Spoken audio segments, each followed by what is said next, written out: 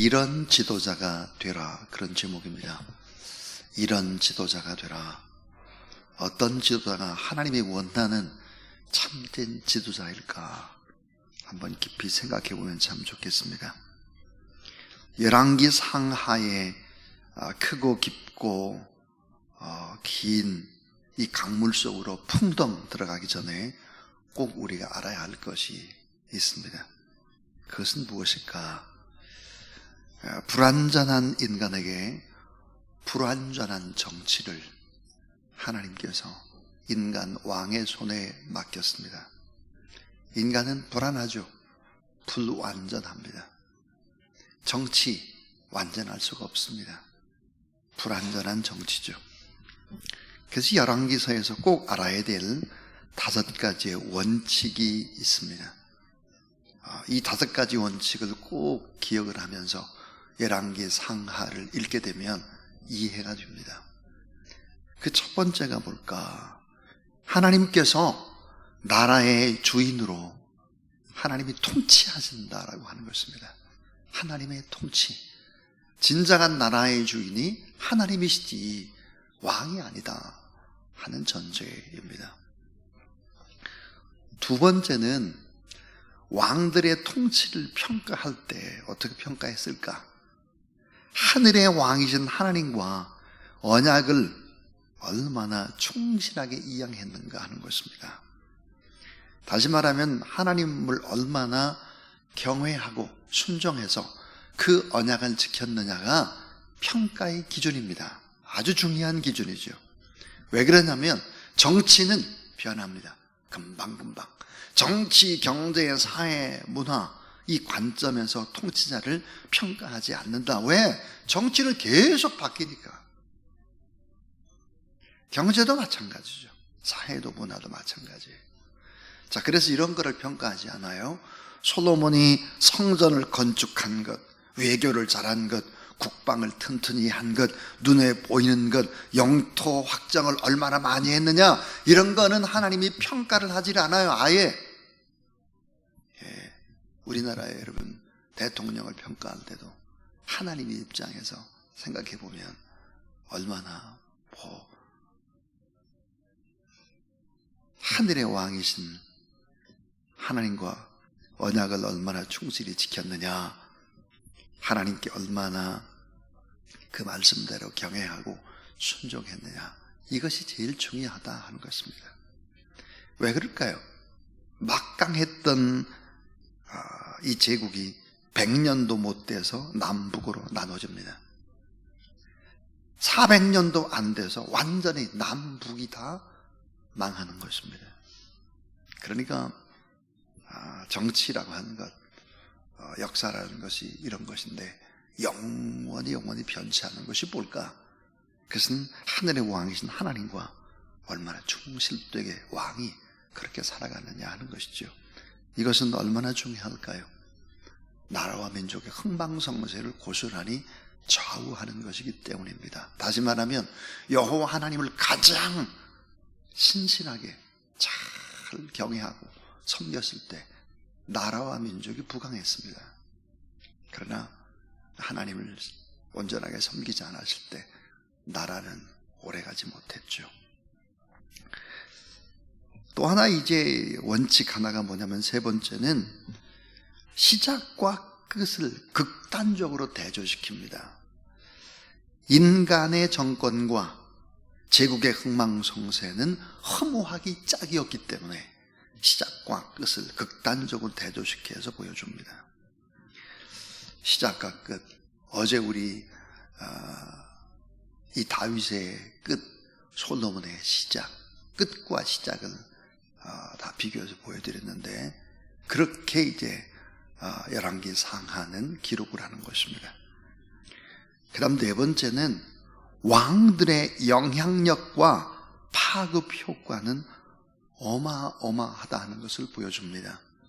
왕들의 영향력, 특별히 첫 번째 왕의 영향력은 어마어마하다, 이것을 보내주죠. 예를 들어서 볼링을 칠 때 킹핀이 있습니다. 1번 핀이죠. 1번 핀과 3번 핀, 특별히 1번 핀을 먼저 맞춰야 합니다.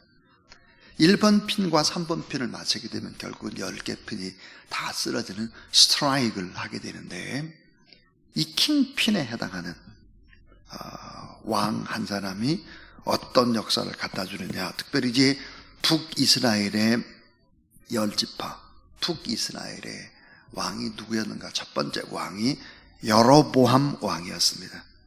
첫 단추를 잘못 깨는 바람에 이 전체 19명의 왕이 모두 다 여호와 보시기에 악을 행했다, 이렇게 평가합니다. 그러니까 왕 하나가 기초를 잘못 놓게 되면 와르르 19명의 북이스라엘이 다 싹쓸이로 망하는 것입니다. 그럼 남유다의 왕들 가운데 히스기야나 아사나 요시야 이런 사람들은 뭐라고 평가하느냐? 이렇게 평가합니다. 다윗의 길로 행했다는 거예요. 다윗의 길로 행했다. 그러니까 왕들의 영향력, 그 파급 효과는 어마어마하다, 이런 것들을 보여주고 있습니다. 이 다섯 번째 꼭 이제 알아야 될 것이 뭘까? 그것은 열왕기서는 북이스라엘과 남유다 왕국의 역사를 시간대별로 기록을 하는 것이 아닙니다. 지그재그로 비교를 하죠. 그러니까 역사가 막 뒤섞여 있는 것입니다. 지그재그로 이렇게 기록되어 있죠. 그러니까 열왕기 상하를 볼 때 역사를 차근차근 봐서는 안 되고 지그재그로 하나님께서 이제 기록하고 있는 것을 봅니다. 자, 북이스라엘과 남유다는 두 민족의 역사가 아니라 뭘로 보는가? 한 민족의 역사로 보는 것입니다. 그러니까 그것이 바로 이제 열왕기 상하가 보여주는 것이죠. 이것이 이제 역대 상하의 기록과 현격한 차이를 보이고 있습니다. 자, 이런 부분들을 알고 오늘 이제 역대상 2장, 열왕기상 2장부터 성경을 보면 더 명확하게 이해를 할 수가 있습니다. 자, 오늘 설교의 제목이 이런 지도자가 되라 그랬습니다. 이런 지도자가 되라. 이것은 이제 파란만장한 다윗도 이제 늙고 쇠약해져서 마침내 죽음 직전에 있습니다. 모든 왕이 그렇듯 후계자 계승이 얼마나 어렵습니까? 솔로몬이 왕위를 물려받을 때까지 숱한 우여곡절이 있었습니다. 자, 왕위 계승 1위 후보자가 누구였을까? 총명한 압살롬이었습니다. 이 다윗을 향한 무서운 쿠데타를 도모하죠. 비참하게 죽습니다. 또 압살롬의 또 손에 또 다른 유력한 후계자였던 암논이라는 왕자도 죽습니다. 또 둘째 아들 솔로몬의 형 아도니아가 차기 왕을 자청하면서 다윗 왕의 최측근인 요압 장군이라든지 아비아달 제사장이 반란을 일으킵니다. 이런 소용돌이, 많은 죽고 죽는 소용돌이 가운데 드디어 솔로몬이 왕위에 등극을 하게 되죠. 자, 이제 다윗은 마지막 유언을 왕이 된 솔로몬에게 하고 있습니다. 여러분, 참 놀랍게도 이 다윗의 마지막 유언으로 남긴 솔로몬 왕에게 주는 이 유언은 다윗의 신앙이었습니다. 다윗의 신앙. 이 다윗의 신앙이 다윗의 유언에 고스란히 담겨져 있습니다. 자, 오늘 설교 제목, 이런 지도자가 되라 그랬습니다. 설교 준비를 하면서 대한민국에 지금 이제 지도자를 뽑죠. 국회의원을 뽑고 그렇게 하는데 정말 이런 지도자가 좀 나왔으면 좋겠다, 그런 생각이 들었습니다. 자, 오늘 이 다윗의 유언 속에 담겨져 있는 이 다윗의 신앙, 솔로몬이 꼭 좀 이렇게 이 5가지의 원칙을 지키면서 지도자가 됐으면 좋겠다고 하는 바람, 그것이 무엇일까? 첫 번째입니다. 첫 번째는 지도자는 마음을 강하게 해야 한다 하는 것입니다. 지도자는 마음을 강하게 해야 한다.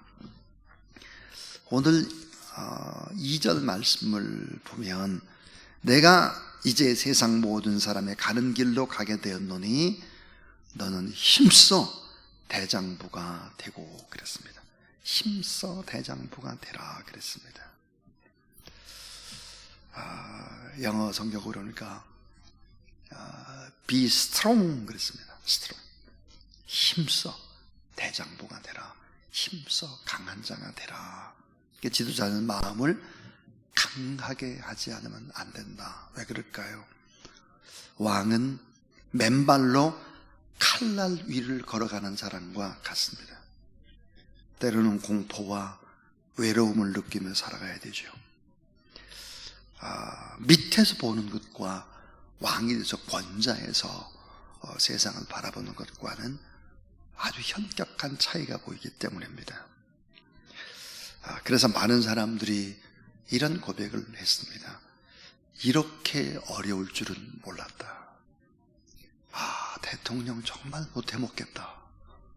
이런 이야기를 대통령들 입에서 나온 이야기들이죠. 못해 먹겠다. 이렇게 어려울 줄은 몰랐다. 그래서 뭐라고 말하느냐? 힘써 대장부가 되라. 마음을 강하게 하라. 이 말 속에 담겨져 있는 의미가 뭘까요? 긴박함입니다. 이 긴박함 속에 담겨져 있는 것. 이제는 시간이 없다. 마음을 굳게 먹고 하나님의 지혜와 용기로 반응할 결심을 해야 한다. 이제는 시간이 없다. 마음을 굳게 먹어라. 하나님의 지혜와 용기로 반응할 결심을 해야 된다. 지도자는 마음을 강하게 해야 한다. 이 첫 번째 유언입니다. 두 번째입니다.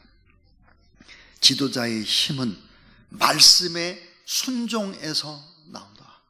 말씀의 순종, 힘이라고 하는 것이 오늘 3절 말씀에 보니까 하나님 말씀에 순종하면 장애물이 커진다. 그러나 불순종하면 따라하세요. 스스로 자신을 묶어버린다.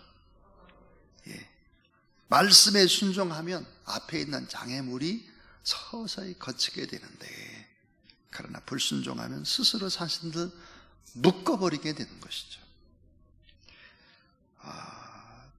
꼭 우리 기억을 해야 합니다. 그 다음에 이제 본인만 말씀에 순종을 해서는 안 되고, 세 번째는 지도자는 말씀에 순종하는 삶으로 사람들을 가르치라는 것입니다. 말씀에 순종하는 삶으로 사람들을 가르쳐라. 이게 무슨 말일까? 삶으로 가르치는 것만 남는 것입니다. 입으로 가르치는 것이 아니에요. 어떻게 저렇게 살아갈까? 우리 어머니는 어떻게 저렇게 기도할까? 우리 아버지는 왜 저런 행동을 하실까? 삶으로 가르치는 것만 남는 거죠. 많은 것을 남겨주는 것이 아닙니다. 아주 작은 것을 남겨주죠. 어찌 보면 사진 한 컷, 이미지 하나를 남겨주는 것입니다. 예를 들어서 이순신 장군, 그럼 떠오르는 이미지가 뭡니까? 거북선이죠. 많은 역사를 사람들은 모르는 것입니다. 이미지 한 자락, 사진 한 컷을 어머니, 아버지는 남겨주는 거죠. 예를 들어 저의 아버지, 그러면 저의 아버지 생각을 하면 번뜩 떠오르는 단어가 있습니다. 그것은 웃음입니다. 웃음. 늘 웃으셨어요.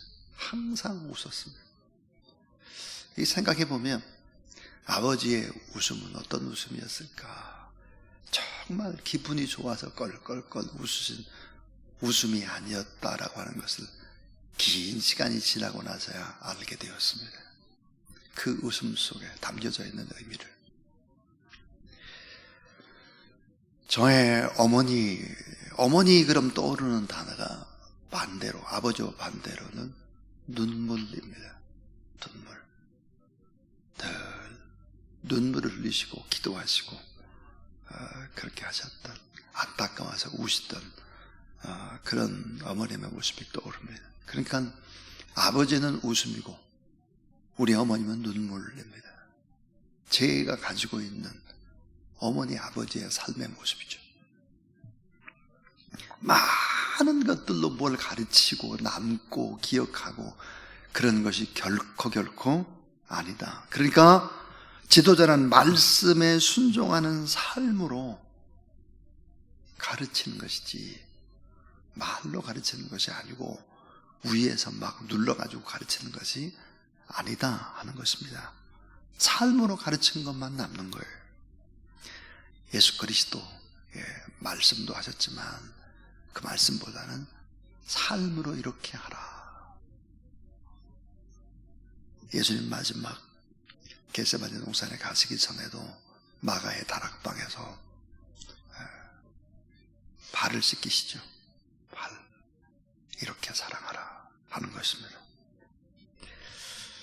자, 우리 4절을 한번 보죠. 4절.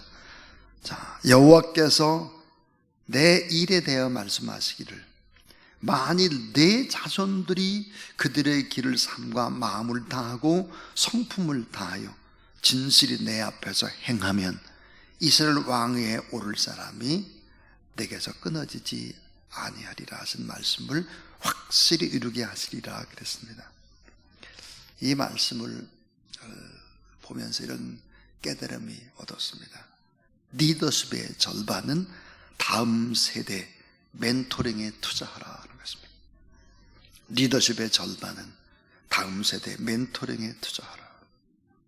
리더십의 절반, 다음 세대. 어떻게 하면 다음 세대를 키워갈까에 초점을 맞추지 않으면 안 된다라고 하는 것을 유언으로 남기고 있습니다. 자녀들 교육, 집을 장만하는 것보다 훨씬 더 중요한 거죠. 자녀 교육이. 네 번째는 지도자는 공의를 행하면은 단호하게 선한 사람들에게는 한없이 관대하게입니다. 공의를 행할 때는 단호하게 하라. 그러나 선한 사람들에게는 한없이 관대해야 한다는 것입니다. 사람을 대하는 기준을 분명히 하라 하는 거죠.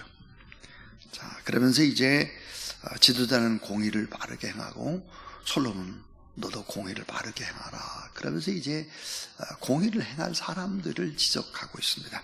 요압 장군, 요압 5절에 보니까 악한 말을 많이 했던 시므이, 이런 사람들은 바로 공의로 이제 처단해야 될 사람들이다 하는 것이죠. 그러나 은혜를 잊지 말아야 될 사람들도 기록합니다. 7절에 보니까 바르실레이죠. 이 바르실레이의 따뜻한 도움을 잊지 않습니다. 가장 어려운 시절 압살롬의 반역으로 쫓겨났을 때 자기를 따르고 자기를 도와줬던 바르실레이, 그의 자녀들에게 꼭 은총을 베풀어야 된다, 그런 얘기를 하고 있죠. 그러니까 사람을 대하는 기준을 분명히 하라 하는 것입니다. 자, 마지막 이 5번째는 뭘까? 인생은 덧없이 흘러간다. 하나님만을 경외하라 하는 것입니다. 덧없이 흘러간다. 정치도 경제도 문화도 사회도 덧없이 흘러가는데 하나님만을 경외하라. 진리의 터 위에 자신을 세운 사람은 결코 흔들리지 않는다 하는 것입니다. 자, 지도자는 누구일까? 이런 사람이 진짜 지도자다 하는 것을 보여줬죠. 이제 다윗의 이 마지막 유언은 사실은 아들 솔로몬에게 주는 다윗의 신앙의 핵심이었습니다. 자, 역사상 최고의 전성기가 언제였을까? 말씀에 순종할 때였습니다. 하나님 앞에 일천번제를 드리고 하나님 앞에 기도하고 이렇게 했을 때 가장 최고의 전성기였다. 하나님의 말씀과 순종과 멀어져 갈 때 쇠퇴의 길로 가게 되는데 그 쇠퇴의 길이 어디까지 갈 수 있느냐? 솔로몬은 우리에게 보여줍니다. 지금도 마찬가지입니다. 우리나라의 국회의원들이라고 하는 사람들이 나와서 하는 말을 보면 걱정거리죠. 어떻게 저런 말을 할까? 어떻게 저런 얘기가 입에서 저렇게 나올까? 참 일반 평민들보다도 못한 지도자들의 모습들을 보고 우리는 안타까워합니다. 자, 이런 지도자가 되라. 오늘 이 본문 속에 이 5가지 얘기였습니다. 지도자는 마음을 강하게 해야 된다. 사실은 밑에서 보는 것과 위에서 보는 것은 전혀 다르죠. 그래서 마음을 강하게 하라. 지도자의 힘은 말씀에 순종함에 있다 그랬습니다. 또 지도자는 말씀에 순종하는 그런 삶으로 본을 보이고 삶으로 가르쳐야 된다 그랬고요. 지도자는 공의를 행하면 단호하고 선한 사람들에게는 한없이 관대하라. 많이 베풀고 나누고 그렇게 하라. 인생은 덧없이 흘러가는 것이다. 하나님만을 경외하라 그랬습니다. 선으로 악을 이기는 것이죠. 그게 진정한 기독교의 지도자입니다. 선으로 악을 이기며 믿음의 거룩한 길을 걸어가라. 새벽에 나와서 하나님 앞에 예배드리는 모든 분들은 다 이미 지도자입니다. 가정의 지도자, 교회의 지도자, 나라와 민족을 위해서 중보 기도하는 사람들은 지도자죠. 우리는 왕 같은 제사장들입니다. 오늘 우리가 멀리서 지도자를 찾지 말고 오늘 우리에게서, 나 자신에게서, 우리 가정, 또 우리 교회, 또 나라와 민족을 위해서, 지도자를 위해서 기도하는 아침 되기를 바랍니다. 582장입니다. 582장.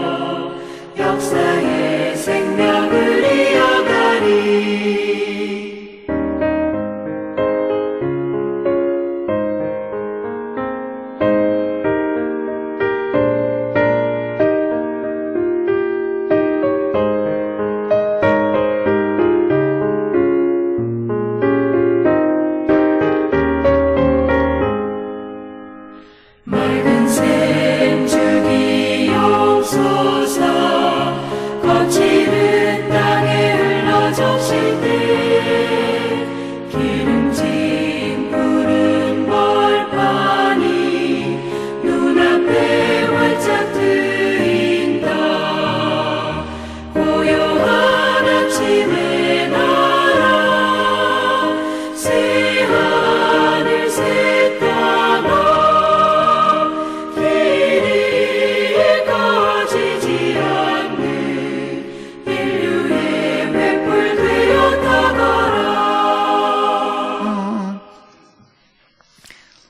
이제는 우리에게 참된 지도자의 아름다운 모습과 길이요 진리요 생명이신 우리 구주 예수 그리스도의 무한하신 은혜와 참 지도자 예수 그리스도를 우리에게 보내주신 하나님 우리 아버지의 놀라운 사랑하심과 늘 보혜사로 우리의 길을 이끌어 가시는 성령 하나님의 거룩한 역사하심이 이 새벽도 나와서 하나님 앞에 중복도 하고 많은 영혼들을 가슴에 품고 하나님 앞에 중보하는 모든 종들 머리 위에 기도 제목 가운데 나라와 민족과 특별히 열방 가운데 흩어져 있는 우리의 선교사님들 가운데 이제로부터 영원토록 함께하옵시기를 간절히 축원하옵나이다. 아멘.